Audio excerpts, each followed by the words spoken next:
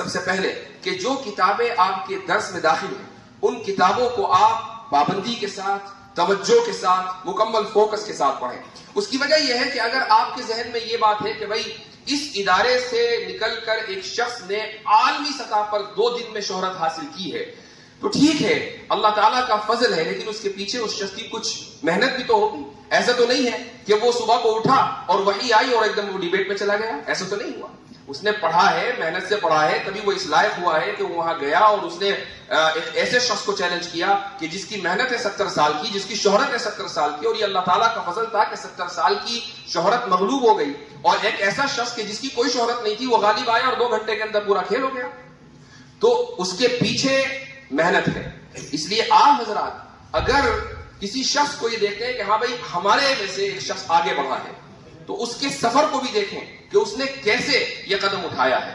تو جو آپ کی درسی کتابیں ہیں، جو بھی آپ کے نصاب میں شامل ہیں، جو بھی آپ کے اساتذہ آپ کو پڑھاتے ہیں، یہ ضروری ہے کہ آپ اس کو ان تمام کتابوں کو نہایت توجہ سے پڑھیں۔ یہ کرنے کے بعد اب آتا ہے آپ کا خارجی مطالعہ۔ چونکہ درسی کتابیں صرف آپ کو ایک طریقہ دیتی ہیں، آپ کو بنیاد فراہم کرتی ہیں۔ بنیاد کے بغیر عمارت بنی نہیں سکتی، اس لیے عمارت میں بنیاد سب سے اہم چیز ہے۔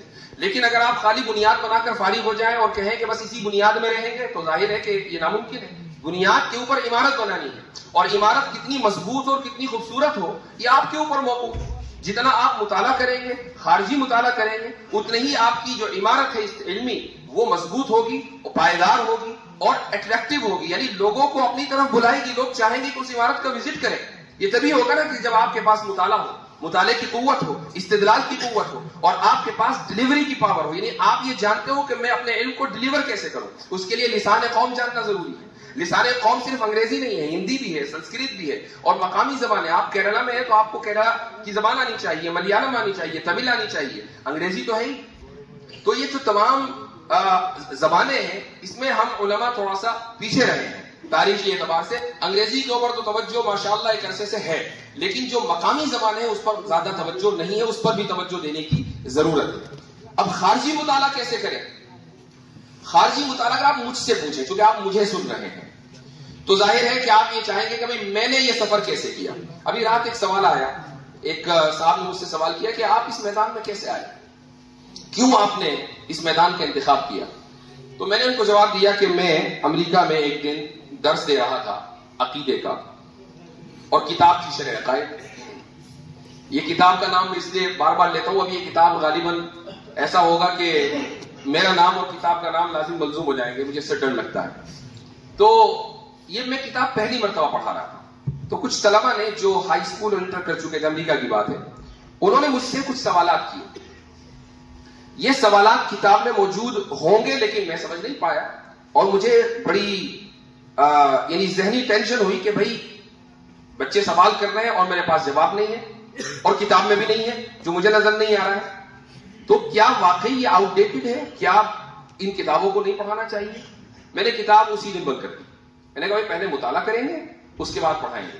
میں گھر گیا، گھر میں لائبریری تھی، وہاں حضرت نانوتوی رحمہ اللہ کی کتاب اتفاق سے مجھے حاصل ہو گئی۔ یہ کتاب تھی انتصار الاسلام، چھوٹا سا کتاب ہے، اس میں 9 سوالوں کے حضرت نانوتوی رحمہ اللہ نے جوابات دیے ہیں۔ یہ سوالات پنڈت دیانت سرسوتی کی طرف سے کیے گئے تھے۔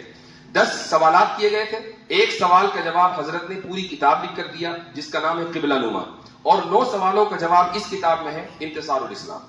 تو وہ کتاب ملی اور اس میں 2-3 سوال وہ تھے جو طلبہ نے پوچھے تھے، تو مجھے خوشگوار حیرت ہوئی، اور میں نے پوری کتاب پڑھ لی، مختصر سی تھی، اور اگلے دن میں وہ کتاب درسگاہ میں لے گیا اور میں نے کہا کہ چلو پہلے اس کتاب کو پڑھیں گے۔ تو پہلے وہ کتاب طلبہ کو پڑھائی اور اس کے بعد پھر نصاب مکمل کرایا۔ لیکن وہاں سے میرے مطالعے کا سفر شروع ہوا، اور اس میں سب سے پہلے انتصار الاسلام آئی، اس کے بعد حجت الاسلام جو حضرت نانوتوی کی ہے۔ پھر یہ 2 کتابیں پڑھی تو ہمت ہوئی کہ حضرت نانوتوی کی دوسری کتابیں بھی پڑھی جائے، چونکہ حضرت کے یہاں اردو میں بھی تھوڑا تاکید ہے، اس زمانے کی وہ زبان ہے، تو اس لیے اس کو سمجھنا آسان نہیں ہے۔ یہی وجہ ہے کہ بہت سی کتابوں کی کچھ علماء نے تصحیح بھی کی ہے۔ تو تیسری کتاب جس کو قبلہ نما کہا جاتا ہے، اس کے بھی 2 حصے ہیں۔ ایک حصہ ہے عوام کے لیے، اب عوام میں ہم شامل ہیں، وہ اس زمانے کے عوام تھے، ابھی ہم عوام ہیں، اور جو دوسرا حصہ ہے جو مفصل ہے وہ ہے علماء کے لیے۔ تو عوامی جو حصہ تھا وہی میرے لیے بہت مشکل تھا، بڑی مشکل سے سمجھ میں آیا۔ وہ تقریباً 100 صفحے ہیں، اس کے بعد کا جو حصہ ہے وہ میرے سر کے اوپر سے گزر گیا, میں نے کتاب بند کر دی کہ اس کو پڑھنے کی ضرورت بھی نہیں ہے. یہ 3 کتابیں یہاں سے سفر کا آغاز ہوا, اور اس کے بعد حجت اللہ البالغہ جو غالباً آپ کے یہاں نصاب میں بھی داخل ہے. اسی طریقے سے عبقات کے کچھ حصے, حضرت تھانوی رحمہ اللہ کی کچھ کتابیں جن میں سر فہرست الانتباہات المفیدہ, اسی طریقے سے اشرف الجواب. یہ وہ کتابیں ہیں کہ جو بنیاد بنی میرے اس سفر کی. لیکن جب ہمیں سوالات آنے شروع ہوئے, کچھ سوالات تھے لبرلزم سے متعلق, کچھ سوالات تھے سائنٹزم سے متعلق, کچھ سوالات تھے فیمنزم سے متعلق, کچھ سوالات تھے ڈارونزم سے متعلق, تو مجھے مطالعہ کرنا پڑا ان علوم کا. اور میں نے یہ بھی آپ کو بتا دوں کہ میں زندگی میں ایک دن اسکول نہیں گیا. ایک دن میری تعلیم شروع سے لے کر آخر تک مدرسے میں ہے, اور اس کے بعد پھر میں یونیورسٹی گیا, پی ایچ ڈی میں نے وہاں کی, وہ بھی اسلامک اسٹڈیز میں. تو میں نے اسکول میں کبھی سائنس نہیں پڑھی ہے, کبھی بایولوجی نہیں پڑھی ہے, کیمسٹری نہیں پڑھی ہے, میں نے فزکس نہیں پڑھی ہے, اسکول میں کچھ نہیں پڑھا. لیکن میں یہ نہیں کہہ سکتا ہوں کہ ان میں سے کسی بھی سائنس کو میں کچھ نہیں, بالکل نہیں جانتا ہوں. تھوڑا بہت اتنا جانتا ہوں کہ کام چلا لیتا ہوں. یہ کیسے ہوا؟ یہ اس طرح ہوا کہ جب سوالات آنے لگے تو ایک انسان کی فطرت ہوتی ہے کہ بھئی جاننا چاہیے کیا ہے. تو ریسرچ پیپرز, ان موضوعات پہ جو ریسرچ پیپرز لکھے ہوئے ہیں ان کو پڑھنا شروع کیا. سمجھ میں نہیں آیا تو پھر میں نے ایک ویب سائٹ کھولی, اس کا نام ہے خان اکیڈمی. ٹھیک ہے, اب آپ دیکھیں خان اکیڈمی بچوں کے لیے ہے کہ ان کے ٹیوشن کے لیے, اگر اسکول میں کلاس میں ٹیچر نے کچھ سمجھایا نہیں سمجھ میں آیا, خان اکیڈمی میں جاؤ, ویڈیو دیکھو اور آپ کو وہ سمجھ میں آ جائے گا. اس کی کچھ ویڈیوز میں نے فزکس کی دیکھی, کچھ ویڈیوز کیمسٹری کی دیکھی, اور اس طرح کانسیپٹ سمجھ میں آنے لگے.